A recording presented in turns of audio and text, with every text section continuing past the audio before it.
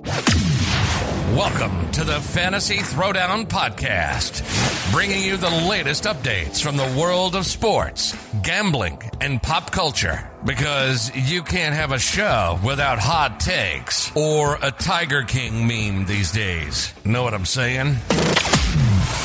Now, with over 200 episodes and ready to get after it again, here's your host, Dwayne Callender. Good morning and welcome to the show, everyone. Been off for a little while, but part of the reason why I've been away from doing the podcast is, unfortunately, the situation has developed in the adverse direction that I was warning about towards the end of May, that we haven't been doing what we needed to do in order to get sports back on track the way it should be. Now, we got UFC for the foreseeable future, by the way. UFC sponsoring Fight Island in Abu Dhabi as the location for their fights for the foreseeable future, mainly because the United States is a complete and utter show. Now, you know, you can slice it any way you want, but the fact of the matter is that we as a country have failed miserably. So, you know what? I'm gonna try to dial it back. Just try to find some positives. Dial it back. Let's talk about what happened with UFC last night. Before we get into some of the other things that I've seen go on throughout in terms of sports and media in the interim. But UFC fight, UFC 251 last night, Fight Island, if you will.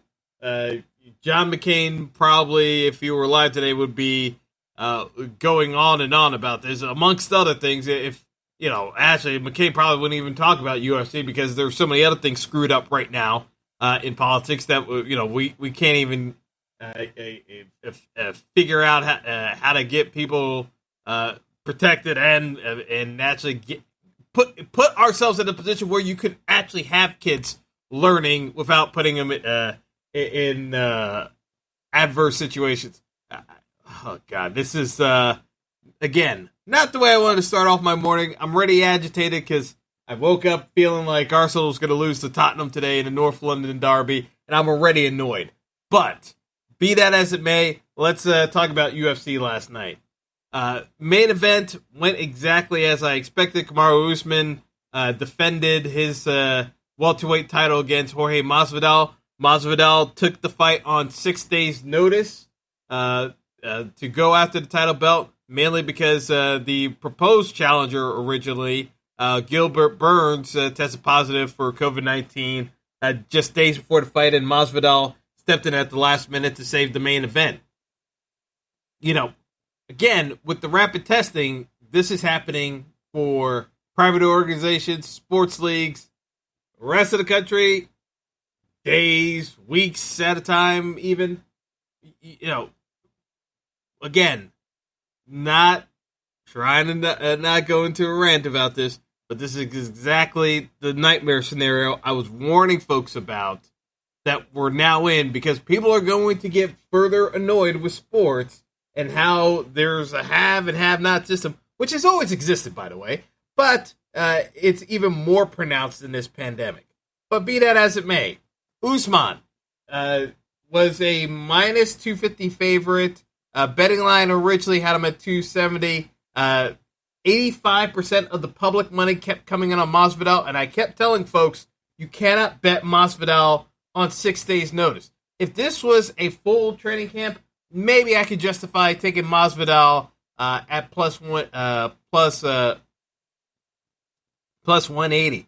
But, I mean, and even some markets, it did get up to a little over 200. But if everyone kept betting on Masvidal, this was a terrible bet. No way was Masvidal going to stop the takedowns from Usman and being brought up against the cage on 6 days' notice. It wasn't going to happen. So to me, that was just a by the numbers performance by Usman. Was never going to put himself in danger just so he could get a spectacular finish against Masvidal. He did what he needed to do to win and move on. It's another payday. He's still the champ until someone can take him out. And to be honest, I thought, if it came down to it, I don't see it being Leon Edwards. I don't really see a ton of other guys being able to stop Usman. I think it probably comes down to Covington. As much as you may not like his MAGA stick, technically the combination of being able to wrestle and strike, that's the biggest problem to go against Usman. But the issue is that Usman already beat Covington convincingly, so there's no real incentive to actually make that fight happen again. So the UFC has a problem on their hands where they have a champion the fans like even less than Tyron Woodley did. I wonder why. Just thinking out loud. Who also happens to be black. But at the end of the day, Usman should be in a relatively comfortable position. Even if Gilbert Burns had this fight, would have gone a very similar way. Burns does not pose nearly enough of a threat from a striking standpoint that's really going to encumber Usman from enforcing his will, taking him down, and just holding him and just scoring cheap points and grinding out a decision victory. It would have gone the exact same way for Burns, no matter what Usman said about having to completely change up his game plan to fight Jorge Masvidal. That's a load of bull. But it is what it is. So there were 3 title fights last night.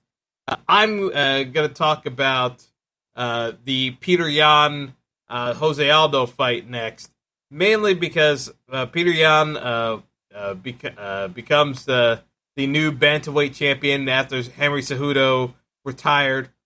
Jose Aldo took a beating that should not have happened. The referee let it play out because Aldo was doing barely enough to look like he was trying to rally, but really had nothing in the tank. Aldo just did not want to look like he gave up, and the ref would not give him an out and just stop the fight. So Aldo took about an extra minute and 20 seconds of a beating because of not looking to get out of the fight and just going complete turtle. If he went complete turtle, the ref would have stopped the fight immediately. Because it's Jose Aldo, he wanted to give Aldo as many chances as humanly possible to get himself out of it, because it was clearly obvious Aldo was hurt multiple times in that fight, but the fight would not be stopped. I know folks are going to be incredibly upset with the referee about letting that drag out and the amount of additional abuse Aldo took crouched on the ground.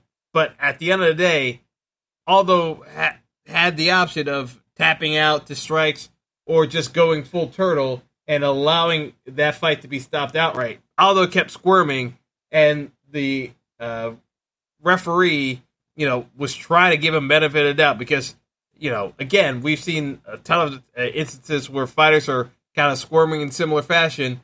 Ref stops the fight, and then everyone's up in arms as to why did you stop the fight too early? The guy was still trying to be competitive and stay in the fight.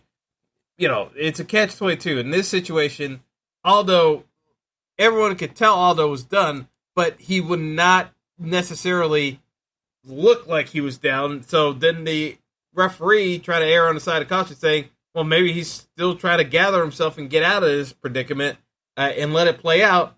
But, it just wasn't happening. So, I know the referee's getting crushed on social media, but I think it's a little bit unfair because it's not as though Aldo went completely limp and he was just eating punches for the entire period of time. He was still squirming and moving around. So, it was hard to watch. Let's be honest with ourselves of how that ended in the 4th round. That was brutal, but it's not the most egregious non-stoppage by a referee that we've seen in the last couple of years.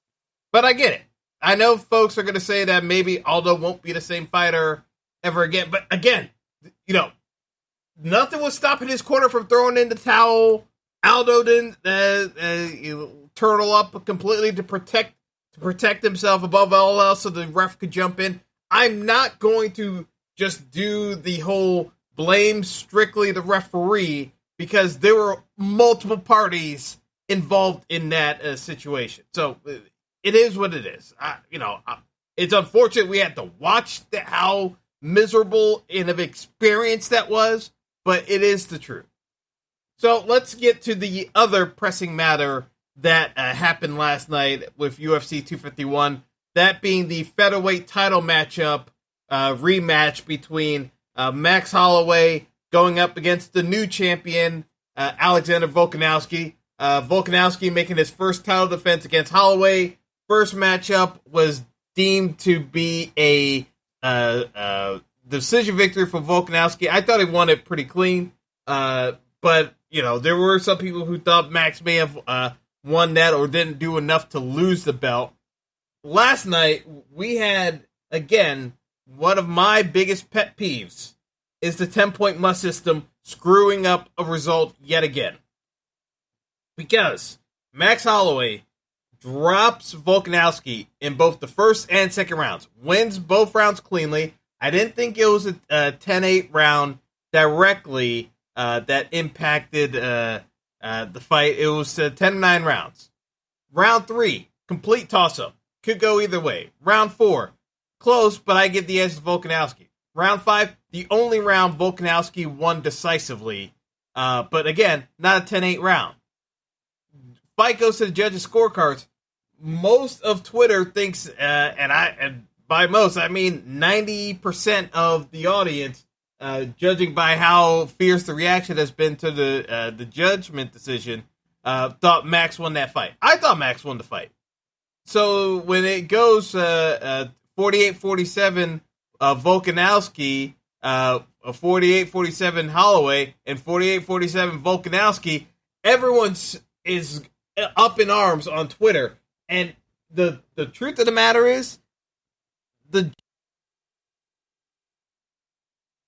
not giving 10-10 rounds because of the 10-point must system. They want to do a 10-9 round above all else. So you will get ridiculous decisions like this because if you look at the totality of the fight, in no way, shape, or form did Volkanovski win that fight. Volkanovski seemed relieved and shocked that he actually got that decision. Max Holloway was completely stunned by the decision. But again, you don't leave it in the judge's hands. But the problem with everything that went on last night is the simple fact of the matter is that the 10-point must system for MMA is outdated and flawed. In boxing, it can, and even in boxing, it's still flawed. But at least in boxing, you have 10 to 12 rounds in a championship fight to at least that it may balance out over time. In MMA, you have at most 5 rounds. And in those 5 rounds, it is very easy to have a situation like this where one fighter clearly won 2 rounds. It may not be decisively, but they won it straight. And then there are a number of other cases where it's a very close round. But then because of the 10-point must system and judges are discouraged from giving 10-10 rounds, you have this nonsense play out where it's like there must be a victor. Here is my very simple solution to all of this. Instead of doing the 10-point must system, you got to go with the half-point system. Because in fights where you don't think that a fighter decisively won a round, they didn't do anything destructive in terms of damage, it should only be worth a half point. Because of the truth of the matter is, Volkanovski, if you wanted to give Volkanovski round 3, it's by the slimmest of margins. If you wanted to give it to Max, it was by the slimmest of margins. Personally, I would have just called it a 10-10 round and be done with it. But, people don't like seeing draws in MMA. I don't understand. They get up in arms when they think that it's a bad decision, but then don't want to acknowledge the fact that, okay, if you don't want to, if you think your guy didn't lose the fight, then call the fight a draw, because there are too many close decisions that have been rendered over the years, and I can start rattling them off if I had more time. But the truth of the matter is that we've seen judges, depending on the locale and everything else, get influenced by who they would perceive to be the local fighter. Now, you don't have crowds on Fight Island in Abu Dhabi, but Volkanovski, most people said if it came down to a close decision, Max was not going to get it being abroad. So it's not a shock. But the issue that most people have taken umbrage with is the fact that in no way, shape, or form did Volkanovski decisively win any round. It was razor thin, and in my estimation, the best way of addressing these matters in MMA judging, because you have fewer rounds, is to go to the half-point system. Yes, you could still have a 10-8 round.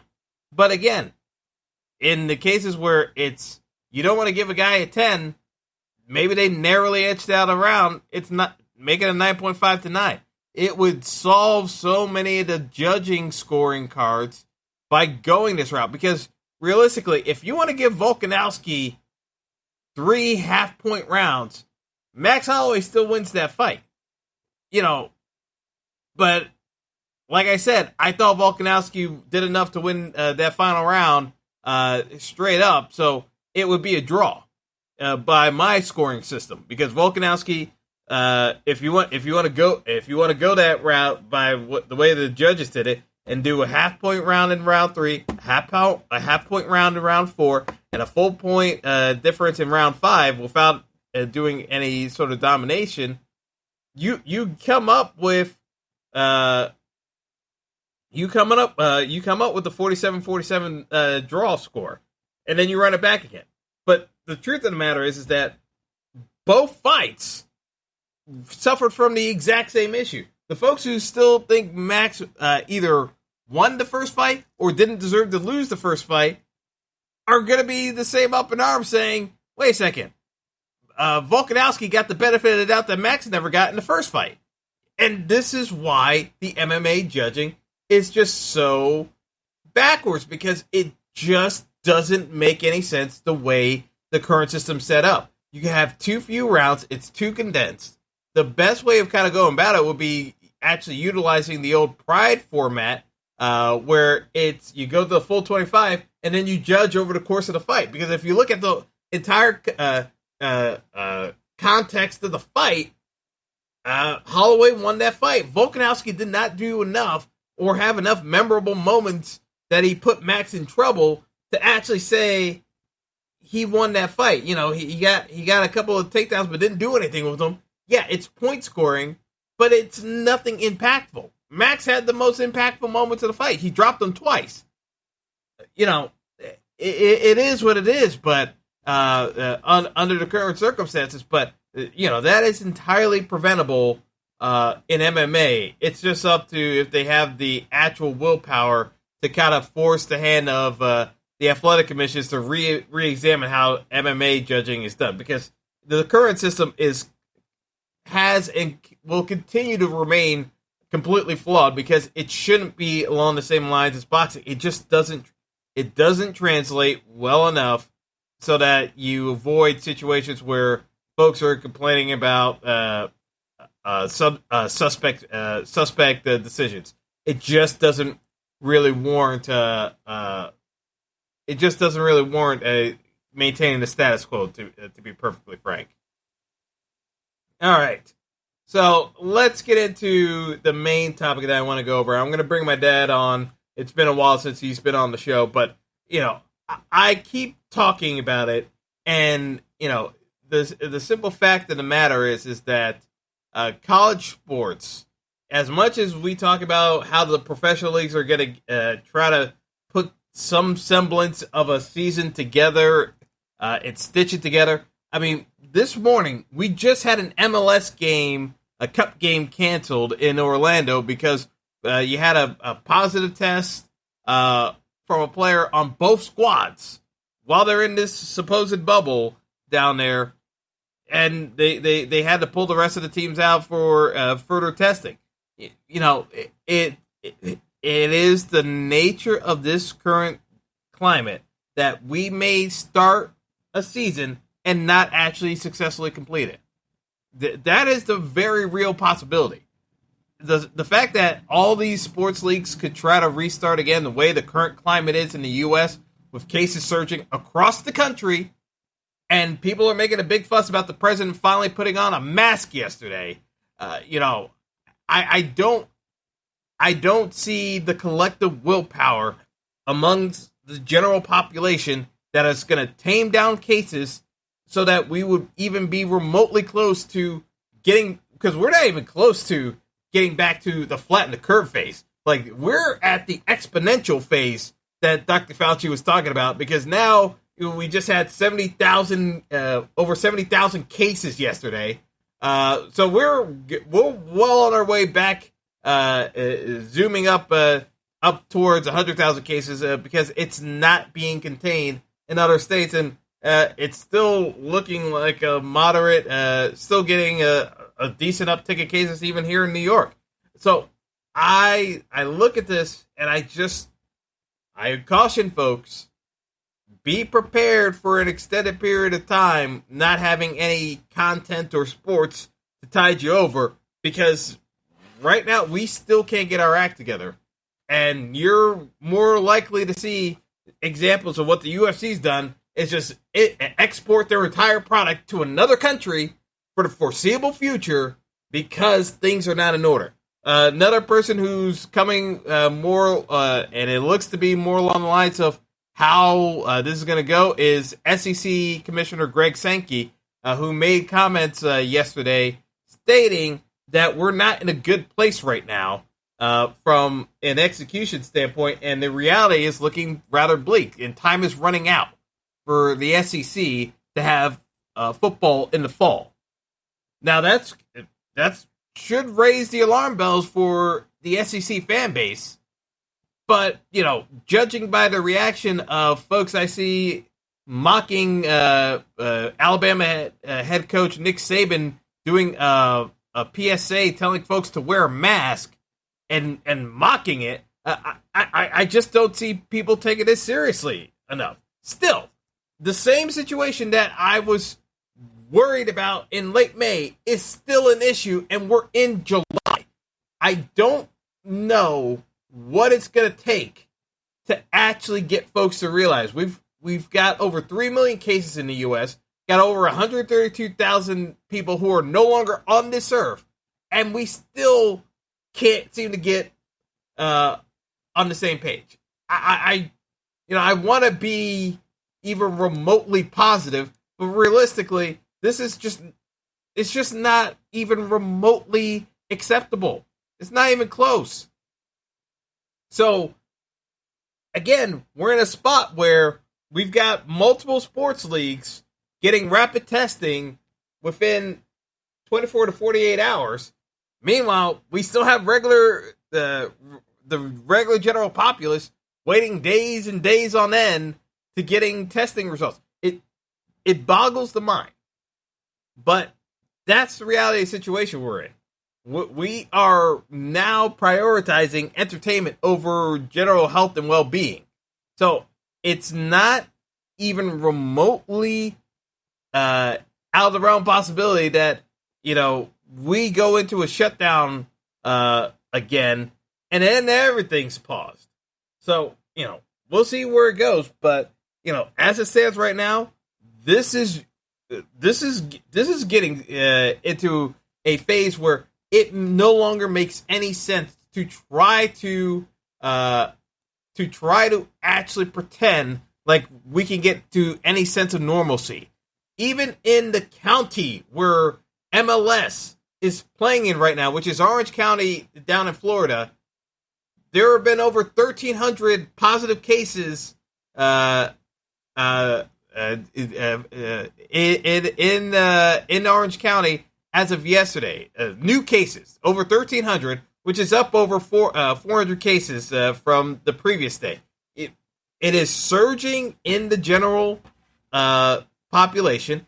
And, again, these sports leagues are getting the rapid testing done. And the turnaround time for normal folks, I'm telling you, there's going to be a referendum from the general populace on sports leagues, and it's not going to be pretty.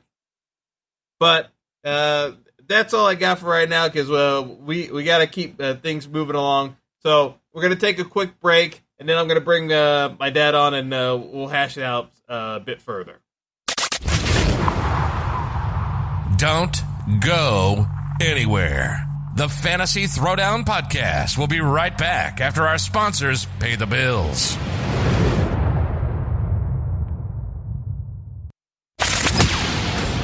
Welcome back to the show. Hope you got your popcorn ready. Kelly, since I have you on the line today, I wanted to reach out because I don't know if you saw the comments from the SEC Commissioner Sankey, but Sankey literally reiterated what I was talking about in May with college football and, with the way the country was going, about the people not taking this seriously because they're going to the college football season is on life support at this point. Because the way it's shaping up, they're talking about doing conference only seasons, and people are like, oh, they're going to do a super conference. But here's the thing that people don't seem to understand: college athletes are student athletes, and my point in May that I'm reiterating is the fact that if every other student is doing classes virtually, because again, you're telling me that parents are going to pay $50,000 to send their kid into a facility where they have no way of knowing one way or the other that they can keep those folks socially distanced. Because remember, dorms, you got people in close proximity to each other. You're telling me you're going to be able to socially distance, test every student on campus, have the dorms available. None of it makes a lick of sense from a college standpoint. The colleges, just like the schools, should be virtual only. So if every student's virtual, how is it that you're going to try to justify having sports teams on campus playing games to empty arenas and not say that it's a for-profit entity, an operation going on? Well, look, I remember early on they had said, which I agreed with, that if the students are not on campus, there's no college season. And I had agreed with that because, if you don't have the students, what's the point of having a season? But now I'm hearing that SEC guy was kind of saying, oh, it's definitely having a season, No. Well, you see, this is the problem. The SEC commissioner is the one saying that it's looking bleak. The problem is you got other people in the SEC trying to contradict them and saying that it's still doable. Sankey's basically saying, his official comment was that he had in an interview yesterday was, we put a medical advisory group together in early April with the question, what do we have to do to get back to activity? And they've been a big part of the conversation. But a direct reality is not good, and the notion we've politicized medical guidance of distancing and breathing masks and hand sanitization, ventilation of being outside, being careful of where you are in buildings, there's some very clear advice about you can't mitigate and eliminate every risk, but how do you minimize the risk? We are running out of time to correct and get things right, and as a society, we owe it to each other to be as healthy as we can be. The problem is, with everything that's been going on, this was operating under the assumption that people would actually have their act together. The problem is that because everyone made masks such a political issue, instead of, a basic common sense issue, now you've got Nick Saban and all these SEC coaches telling people to wear masks because the literal fans that are supporting college football are the biggest reason why they can't actually have a college football season yet, because they're idiots. They're like, I could try to be nice about it and mince words, but let's be real here. The fact that we still have people saying that they don't feel comfortable wearing masks and that they don't think it affects them or their community at this stage in July, it's not going to happen. So if it's not going to happen now, there's no way you can actually sanction having sports in the fall, because everywhere it's a hot spot in the U.S. Everywhere. Like the UFC is putting on fights over in Abu Dhabi because it's safer doing it in Abu Dhabi than it is in the United States of America. Well, look, let me tell you something. Unless you're going to have the fights in New York, I don't understand how you have it fights. Because the Texas is a mess. Are you going down there to play University of Florida? Are you going to play,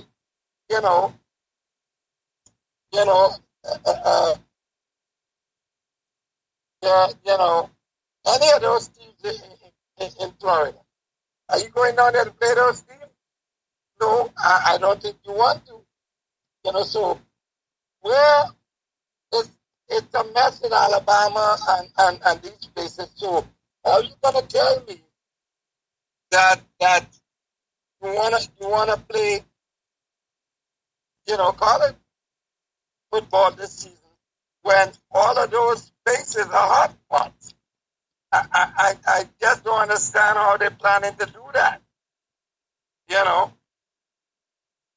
And in Ohio, you already hear Mike DeWine said the next going to be a big test, and that's because it's none of those things is cooling down.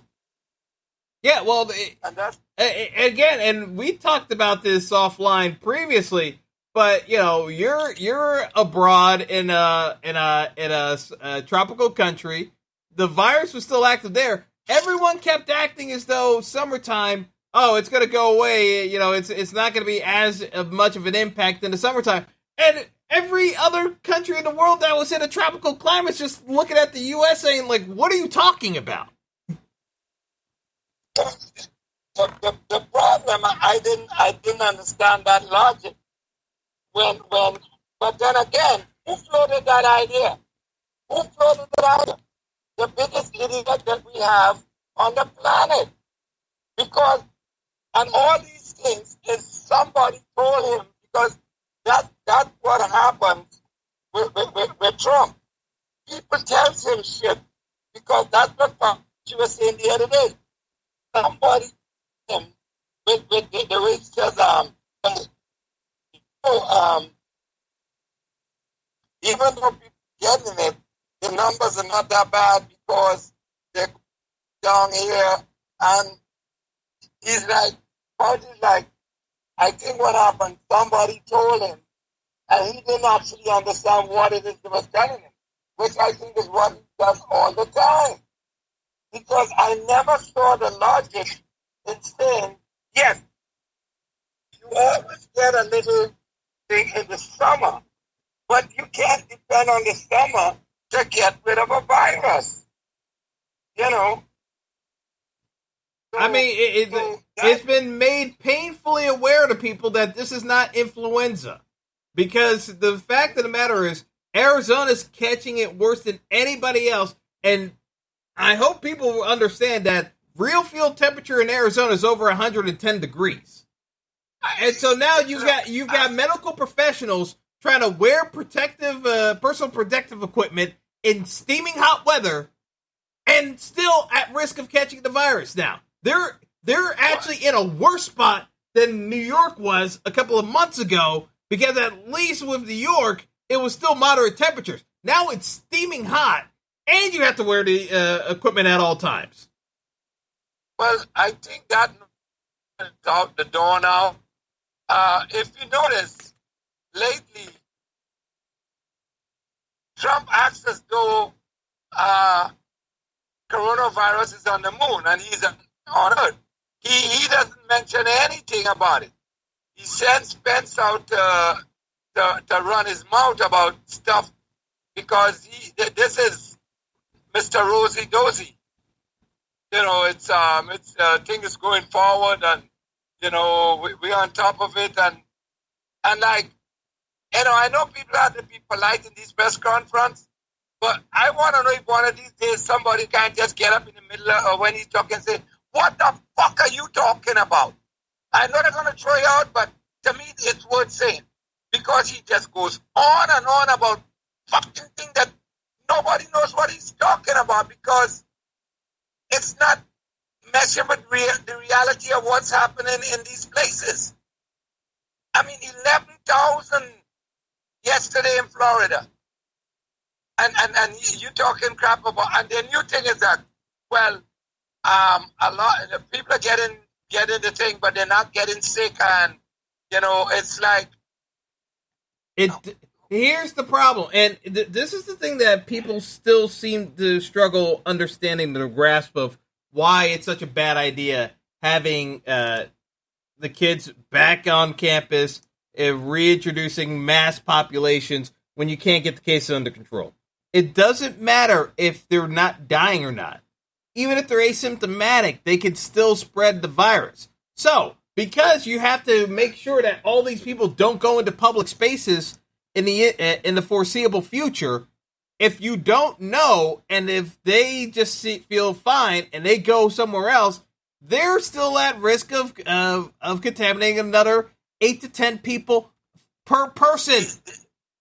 Dwayne, look, this is a simple thing. You're saying that the kids may not get sick, and even if they get it, they won't get sick. Who's teaching the kids? Who's driving the bus? Who's the security at the school? I mean, you can't just say these kind of things and not explain them.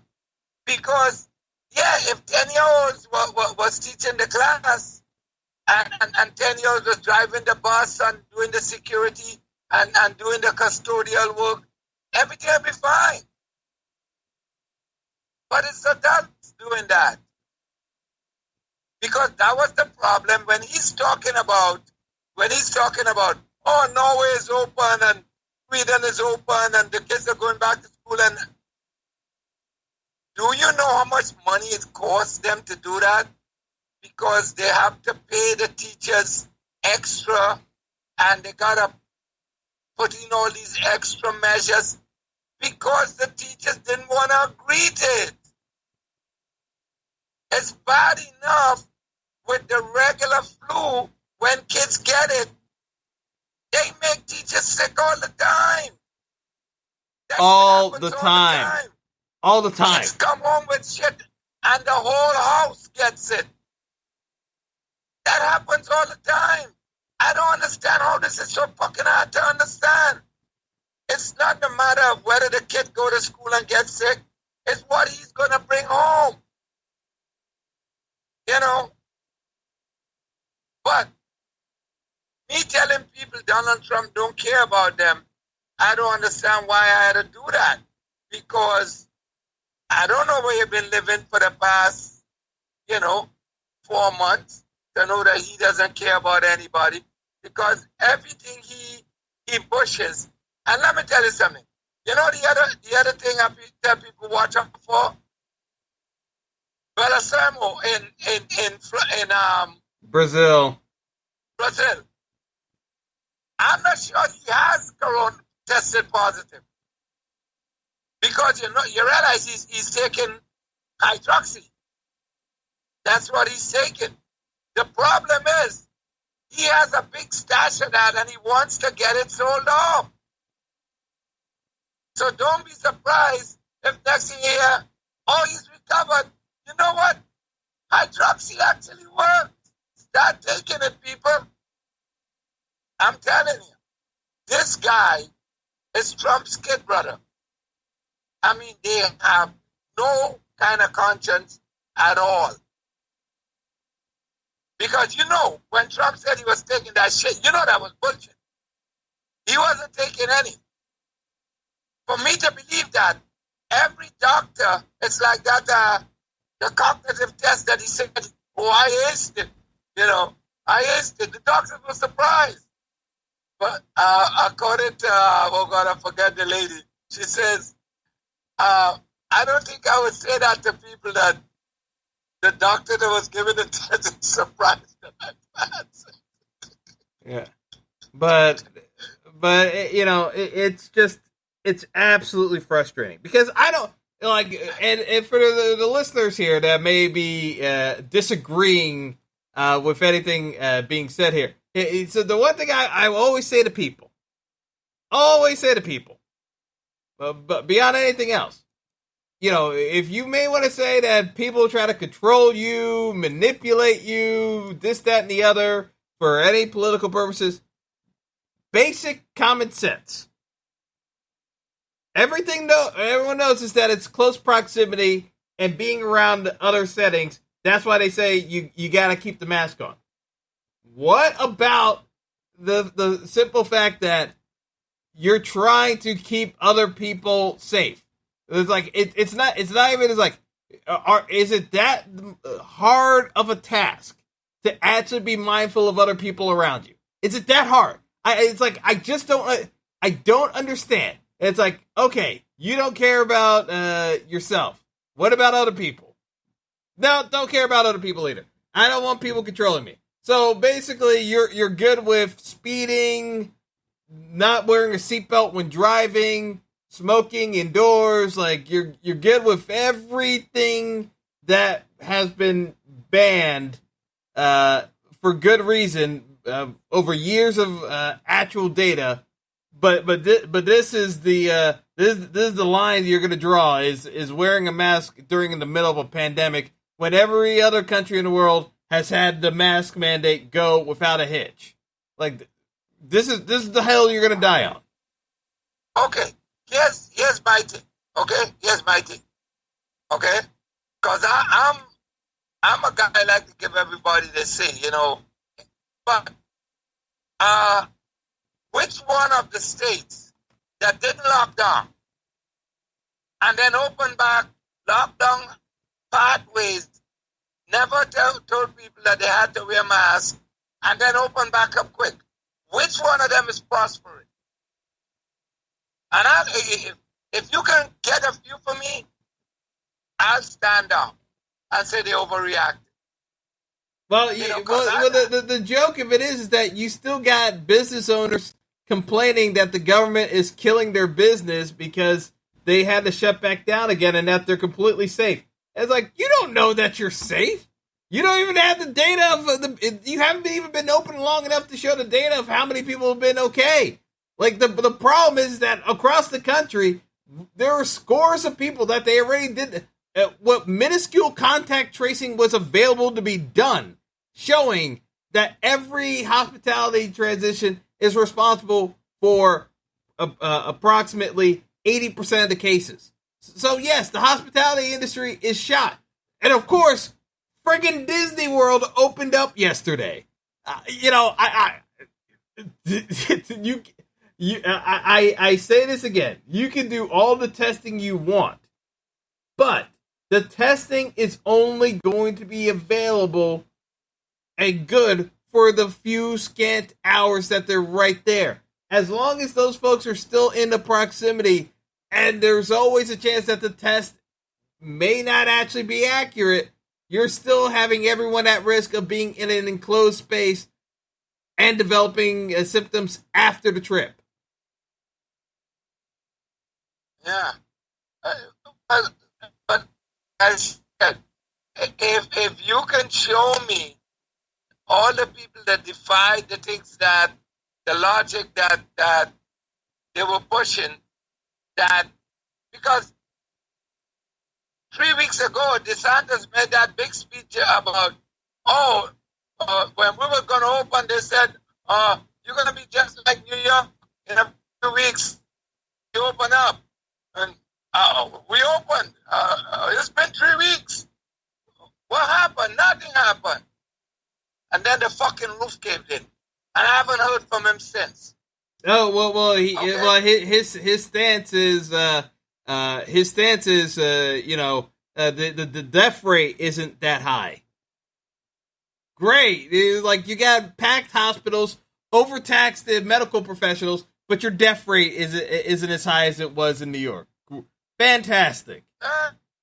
But now you want to expose the school children to be asymptomatic carriers of everything going on. If they weren't already, they will be now, and put them all together. And fingers crossed that none of them actually. I should say none of them, because you already had kids under 13 already start passing away. So in Florida. So again, the reason why I say that the United States is responsible for their own sports leagues imploding, because as ambitious as the NBA's plan is, you already, I'm not sure if you saw the news today, I talked about it earlier, but MLS had to cancel their game today because both DC United and Toronto, both soccer teams that were supposed to be playing today, they tested positive. They had players on each squad test positive. You know, the thing of it is that the bubble is only as good as the amount of is only as good as the region that you're playing in. The problem is that you can't actually have these sports, like, you can try, but the problem is you're going to have these situations where technically now you got to retest everyone on Toronto and DC United in MLS, because some of the players, and you don't know when they technically tested positive. You're basically going to be playing whack-a-mole unless it's a completely enclosed space. That's why the NBA's plan is the most ambitious one. The problem is now they're in the middle of the biggest hotspot when they're doing this proposed plan. NBA could have known that, because at the time, Florida looked actually the best case scenario. But the roof caved in. So even with all the protocols they have in place, good luck trying to maintain that one. Because they're trying to keep the bubble insulated as much as humanly possible. But, this is uncharted territory here. And the lack of political will to actually enforce any set of standards is jeopardizing everything at this point. Yeah, I know. Look, the president likes to quote the European countries. But I hope he realized that at a point in time, in these places like Sweden and them, they didn't even have dogs in the street. They shut everything down. You understand? He never wanted that. And he kept working against everybody by saying he don't have to wear a mask. So thousands of people who believe in him never wore a mask. So it's like mommy's wearing a mask and daddy's saying, I don't have to wear a mask. So half the kids are wearing masks in the house and half is not. How you gonna have any kind of uniformity there to battle anything? That's the whole one of the biggest problems we had. There's states that never close. You understand? They never close. And now all those states that he pointed to that, well, they hardly have any and they hardly have any. Arizona was one. So they hardly had anything now. Well, what happening now? Huh? So there was never, ever a proper plan to go forward. People was doing stuff on their own. The governor in Michigan would close stuff, and the fact that the president was on the other side, there were citizens there that was against the governor and saying they forced them to stay home. Why? Because it's mixed message. It's like a divorced couple with kids. When the mom says no, the kids call the dad and he says okay. So you have some obeying, some not obeying.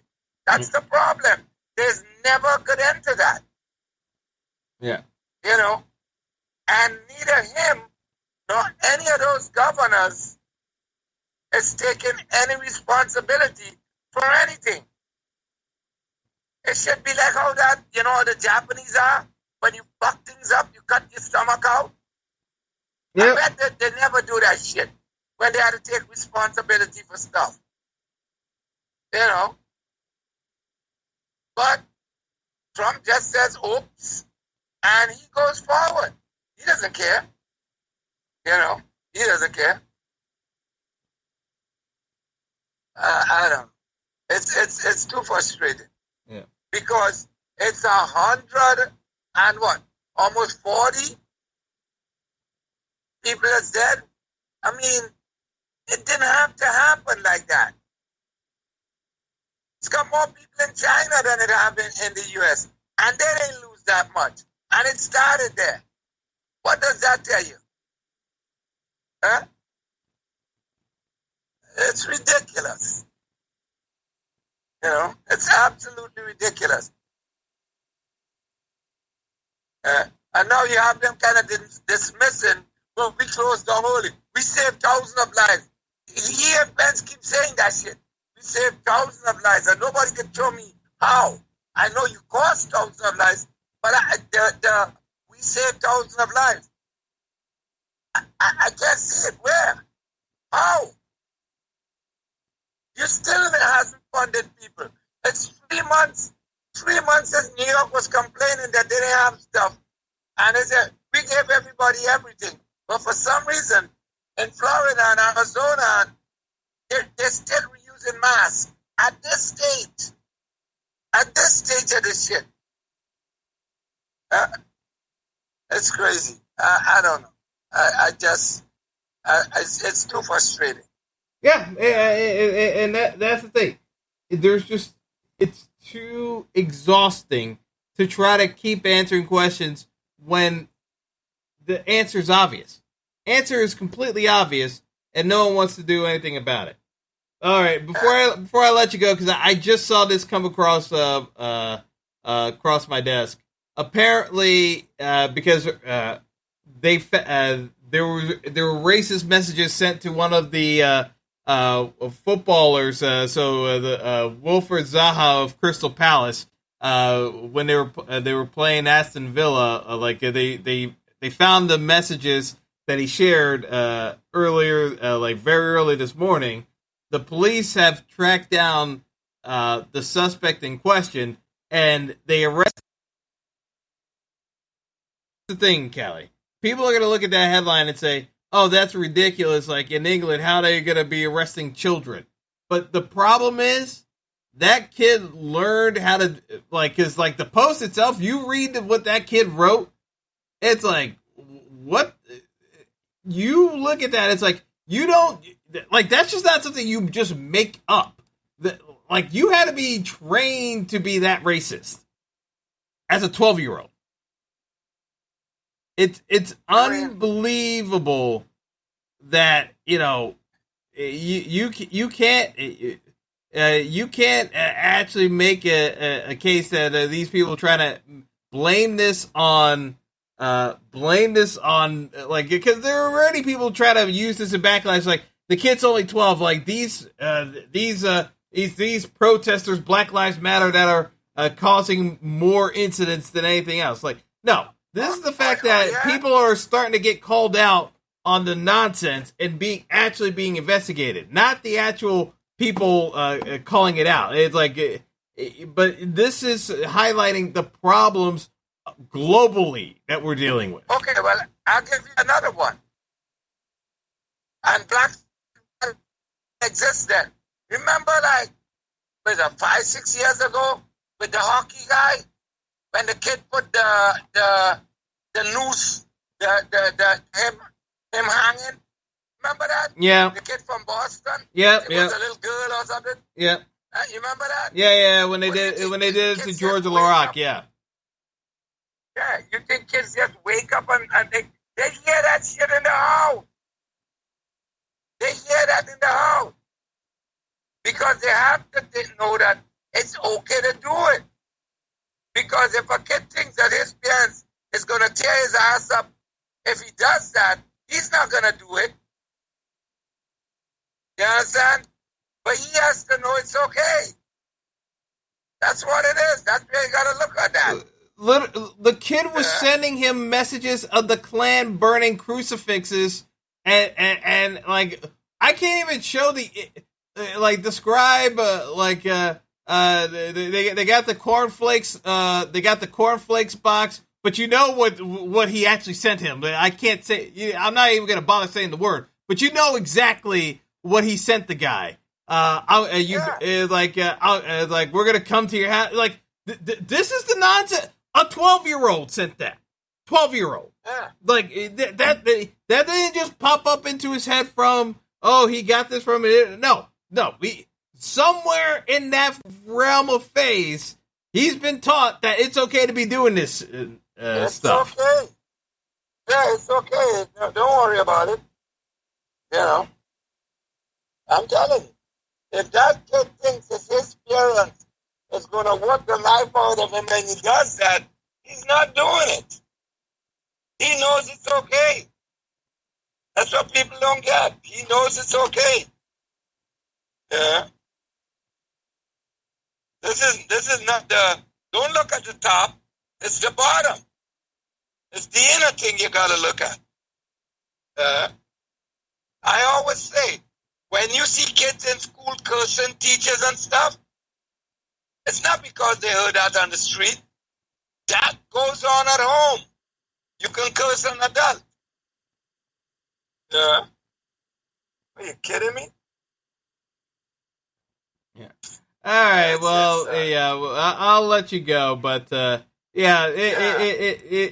again, it was like when I was talking about this, like it's so just utterly debilitating talking about this stuff at length because people keep assuming that we're going to get back to normal. It's like you have to admit there's a problem in order to get back to normal. That's the thing. People don't even want to admit that there's still an ongoing problem that's taking place here. Dwayne, it's like who was it? It's someone on MSNBC. I don't want to call it wrong, but what they said is, I think it's John Heidelman or whatever, that says, hey, we may not even get to the second bit. We may just have one long first wave, which we never get out of. Because you would think that they showed you in New York, if you shut down and social distance and wear masks, that you could turn the curve. You can flatten it and bring it down. And you would think that people say, oh, yeah, that's a good way to do this shit. No. Instead of following that, New York and New Jersey and Connecticut went down, and Trump said, hey, the thing is over. Let's start opening up. And all these jackasses just followed him. So, hey, what can I tell you? What can I tell you? Yeah. Well, but anyway, we'll catch up, and hopefully I'll be in a better mood. But frankly, I kind of need. It's been a draining day already. We just talking about in a world right now where so. In the middle of a pandemic, with everything going on, with social awareness and trying to raise the collective consciousness of individuals, we got a 12-year-old posting such vile and derogatory comments that I honestly can't even say for folks to actually go watch what this kid posted to Wilfred Zaha at 12. Because in order for him to willfully and maliciously post that kind of stuff, and the phrases he was using, shows just how far we have slipped in terms of a collective consciousness as people. Just normal people just trying to be rational human beings. I really don't know what else there is to say at the moment other than we have to be better than this. I just don't know if there's the willpower to be better, which is a bit scary, to be perfectly honest with you. All right. that's going to do it for me. Thanks to my dad. Hopefully we'll get better news, but man, we're early Sunday morning here, and I already feel exhausted today. It's just mentally draining at this point, but hope for a better day. And until next time, folks, take it easy and stay tuned. Thanks for listening to the Fantasy Throwdown Podcast. Be sure to like and subscribe to the show on Apple Podcasts, Google Podcasts, and all other major outlets.